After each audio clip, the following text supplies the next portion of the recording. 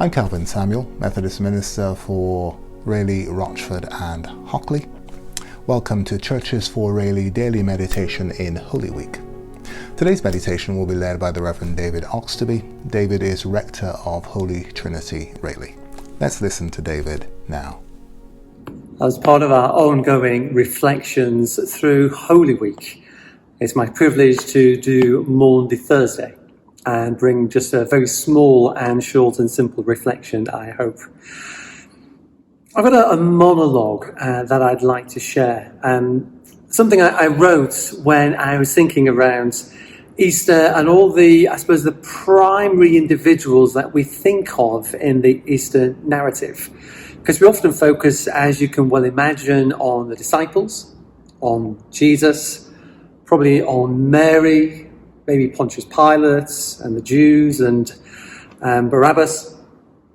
But what about the unnamed ones? Those ones behind the scenes, which is often in reality simply you and I. So this monologue is taken from the preparations for the Last Supper. Who am I, you might ask? Well, you know the 12 from the many stories passed from generation to generation. The famous ones whose names include Simon, Peter, Andrew, James, and so on. But who am I in this story of God's kingdom? I'm only ever referred to as a certain person, the one who Jesus sent his disciples to visit in the city, the one who Jesus passed on this message. The teacher says, "My time is near. I'll keep the Passover at your house with my disciples." I was to help make the preparations so that the Passover could take place in a few days' time. I was, of course, more than willing to share an upper room I had available, but it wasn't a room that had been used for a long time, not since we sheltered the sheep in there when the terrible storm blew through. But this was the only spare room I had available. I needed to make preparations before Jesus could come. I needed to prepare the way. It was one of those still days when the dust just seemed to hang in the air. And as I entered the upper room, you could see the sunlight streaming in through the cracks and windows in the room. The dust seemed to make the sunlight dance in the air and on the floor. You could almost take hold of the rays. I could in that moment see how the room might look in 48 hours' time, with chatter, fellowship, and Jesus there at the centre of it all, and the 12 enjoying and relaxing in his company. But enough of my fantasising and dreaming. Work needed to be done. First things first, the dried poo needed to go. The smell was not ideal.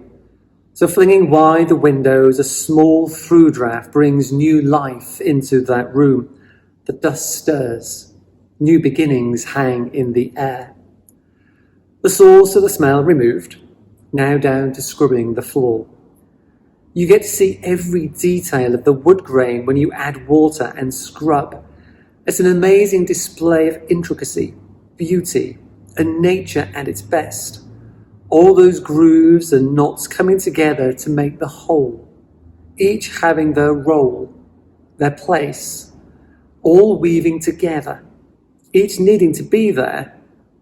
And here I am, removing the top layer of grime so the grain can be seen again and appreciated by others. Scrubbing the floor is never my favourite job. I normally ask Lydia to do it. She doesn't suffer with a bad back in the same way I do. But this role was my way of serving Jesus. This was my duty today. I wanted to prepare a space for Jesus to come. Lydia, I know, will come in tomorrow and add her lady's touch. She sees things in ways I could never imagine. She brings something I can't.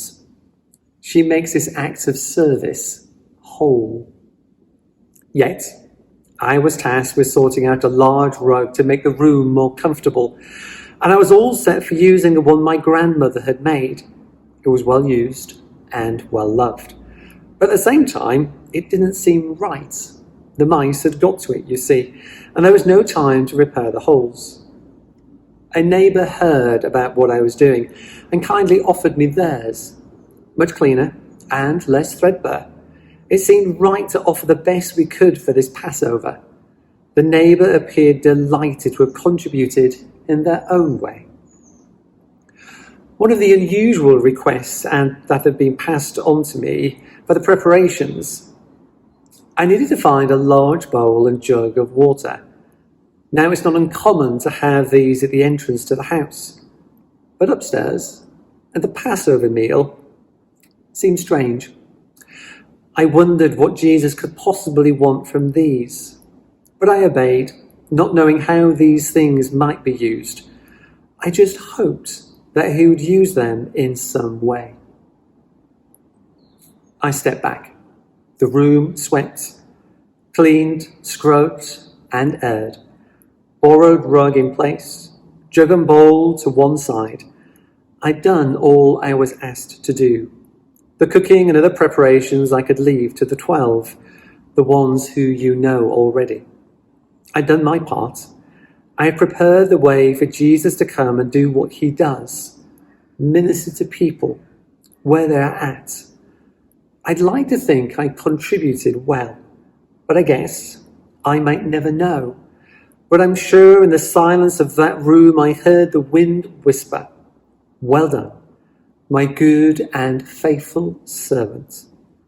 Then again, maybe it was just my imagination, but I know I've done all that was asked of me. I am content.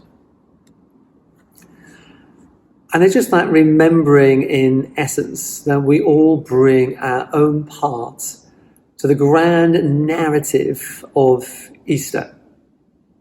We help prepare the way in so many different ways. We prepare the way for Jesus Christ in our own lives, as well as in the lives of others. So bless you this Easter time and through your journey of Holy Week. God bless. Bye-bye.